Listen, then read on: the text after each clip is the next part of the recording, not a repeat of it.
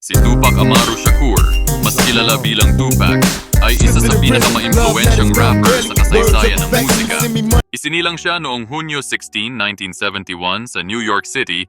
Nagkaroon siya ng maagang pagkilala sa sining ng paglikha ng mga salita.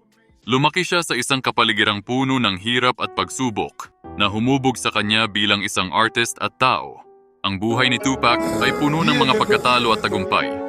Mula sa kanyang pagsisimula sa hip-hop scene sa San Francisco, naging bahagi siya ng grupo ng Digital Underground. Nagsimula siyang umarangkada sa kanyang solo career noong mga maagang 90s. Kilala ang kanyang angking talino sa pagsusulat at emosyonal na pagbigkas. Naging daan ang mga awit niya upang ipahayag ang mga saloobin ng marami. Kung titingnan ang kanyang mga kanta, makikita ang lalim ng kanyang pag-unawa sa lipunan.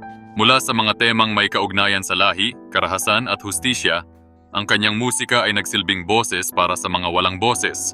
Ang kanyang mga kilalang awitin tulad ng Dear Mama at Changes ay patunay ng kanyang kakayahang magbigay ng liwanag sa mga karanasan ng mga tao, lalo na ang mga nasa laylayan ng lipunan.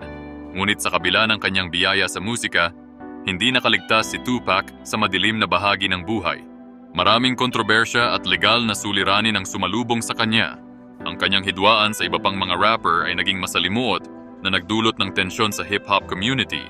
Sa kabila ng lahat, ang kanyang dedikasyon at pagmamalasakit sa kanyang sining ay nanatiling matatag.